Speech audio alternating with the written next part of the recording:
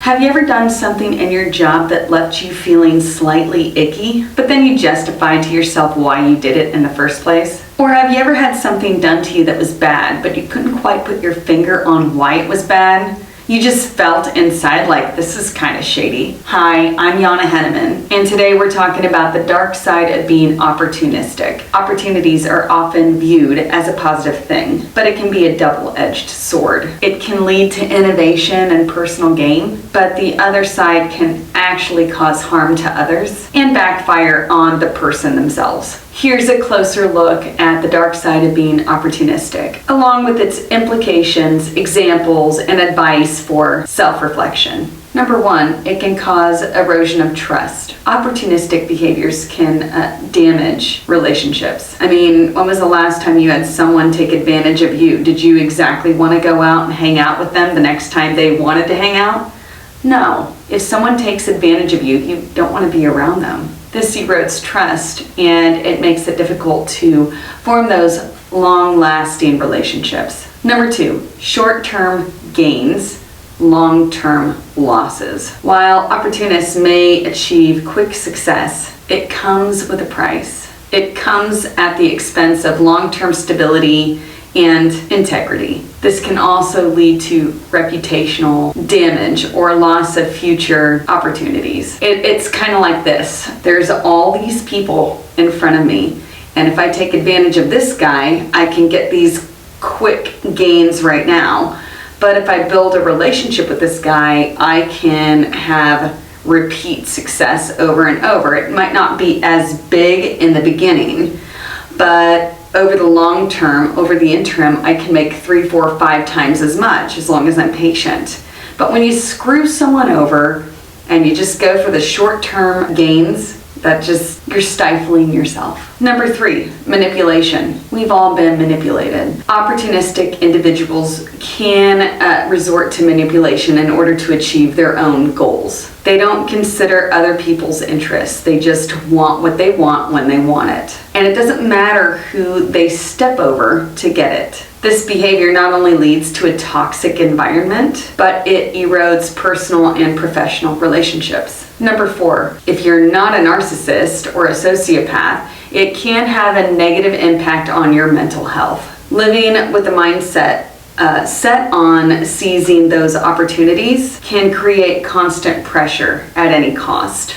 Never mind the guilt. It can lead to burnout, anxiety, and lack of fulfillment. If you're not a narcissist and if you're not a sociopath, no one may know what you've done, but you have to go to bed at night and be by yourself and be with yourself, and you'll know. That's a far greater punishment than anything society can give to you. But again, if you're a narcissist or a sociopath, you can sleep soundly at night because you only think of yourself. Last but not least, number five, you get a reputation as a user. People who constantly exhibit this opportunistic behavior, they're gonna earn a reputation for being a user or an exploiter. It's gonna make it more difficult for them to find authentic and genuine collaboration or support when they need it. They always say that there's one in every family.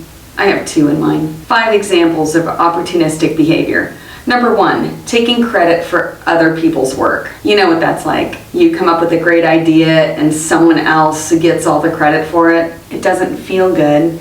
And then guess what? You don't like that person. And then every time they come to you to collaborate, guess what? You don't want to collaborate with them. Number two, exploiting vulnerable situations. A business person who capitalizes on another's misfortune in order to gain more profit for themselves without ethical considerations exemplifies opportunities that can harm others. You know, like insurance companies, sometimes they do that. They give someone flood insurance, but when you read the fine print, they don't cover 90% of the flood. And then when that person goes through a flood, they go to their insurance agency and they're like, sorry, we don't cover that. And it's listed here. Don't do that. Let's be legal, ethical, moral. Let's just be better humans.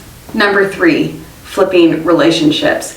Someone that only reaches out to colleagues, employees, friends, family only when they need something, and the rest of the time they're not there for them.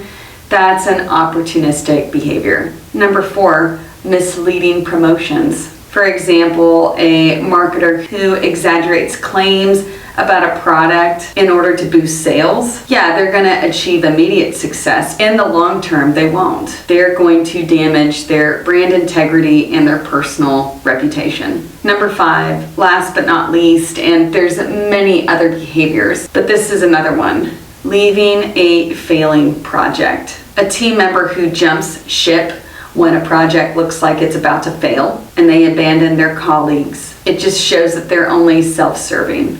This is an opportunistic mindset that can hinder collective success. There's an old adage, if you will. It's what's good for the hive is good for the bee. What isn't good for the hive is not good for the bee. One of our core principles is sustainable success. Membership in We&Co has to be right for you, right for me, right for us, right for all. This is called sustainable success. If it's not right for you, that's okay. You can still come to all of our public events without fear of any of us mean mugging you from across the room.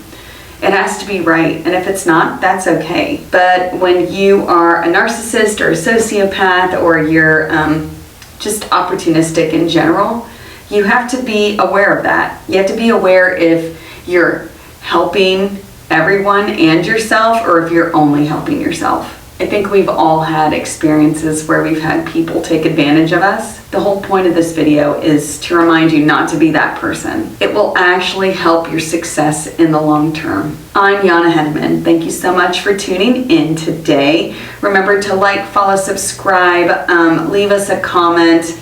And yeah, I will see you next week this time. And remember to sign up for our pitch-free newsletter. Comes out every Thursday. And no pitch, no fluff, just the good stuff. Thanks.